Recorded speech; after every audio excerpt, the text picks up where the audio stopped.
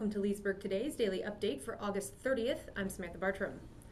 Another top Loudoun government official has announced he will be leaving his post. Jim Barnes, Director of Public Information for Loudoun, will be leaving his position in October after serving almost 22 years with the county. Barnes said there were no specific catalysts for his departure, but with his youngest children in college and another decade in the workforce to look forward to, the time seemed right to look for new opportunities. After leaving as County PIO, Barnes will continue his consulting work with the City-County Communications and Marketing Association, where he has served on the board of directors since 1997. Barnes joined the county government in January 1989, becoming the first public information officer charged with media relations and the production of a quarterly county newsletter. Since then, his duties have expanded to include creation of the county's annual report and guide to services, social media, cable television programming, administration of the county's cable television franchises, Freedom of Information Act requests, and community outreach programs such as Volunteer Loudoun and Leadership Loudoun.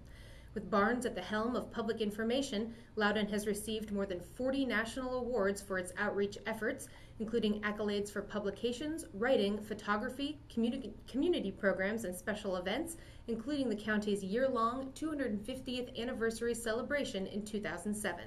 In 1992, Barnes created the monthly television series Inside Loudoun County, which continues to run to this day. In crime news, 2 Ashburn men have been charged in connection with a robbery that took place last week in a parking lot on Holiday Drive off Route 28. 20-year-old Mohammed Akbar was charged August 23rd with simple assault, robbery, use of a firearm during the commission of a felony, and conspiracy to commit robbery, while 21-year-old Shamsud Din Akbar was apprehended August 26th and charged with robbery, assault, and conspiracy to commit robbery. According to the sheriff's office, the 2 men allegedly approached the victim around 4:15 a.m. August 23rd in a parking lot near several hotels off Route 28 and brandished a firearm.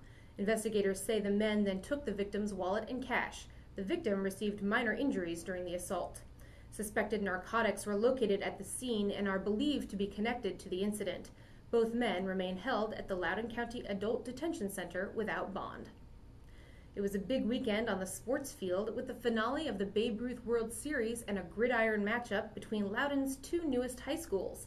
California's Tri-Valley baseball team bested players of Tallahassee, Florida Saturday afternoon to take home the title of Babe Ruth 14-year-old World Series champions. Tri-Valley beat Tallahassee in what officials said was one of the fastest games in the history of the Babe Ruth World Series, missing the record by just 3 minutes. Organizers and town leaders said they were impressed by the quality of play throughout the tournament. Players and spectators benefited from excellent weather throughout the series, with not a single game canceled because of inclement weather. Friday night, the Tuscarora High School Tuskies scored 2 early touchdowns en route to a 33-21 victory over the Woodgrove Wolverines during the first football game for the county's 2 newest high schools. It is the second time in Loudoun County Public Schools history that 2 high schools have opened in the same year, with the last being in 2005 when Freedom and Briar Woods High Schools opened in the Ashburn and Dulles areas. Similarly, those 2 schools faced off in the first and last football games of the season. The game also marked the first time students played on artificial turf at a Loudoun County public school. Both Tuscarora and Woodgrove feature fields with artificial turf, which school administrators say will help promote player safety and conserve water.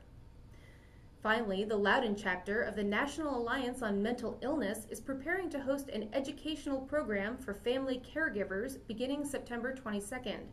The Family to Family Education Program is a free course for family caregivers of individuals with severe mental illnesses taught by others who've successfully completed the program. Participants will be given current information on a variety of mental illnesses, treatments, current research, communication techniques, and more. All instruction and course materials are free. All you need to do is register to participate. The Family to Family Education Program will be held over 12 weeks beginning Wednesday, September 22nd from 7 to 9:30 p.m. at the Friendship House located at 16480 Meadowview Court in Leesburg. For further information or to register, call 703-606-1462 or send an email to the address you see below. For more on these and other stories around our community, visit us online at leesburgtoday.com.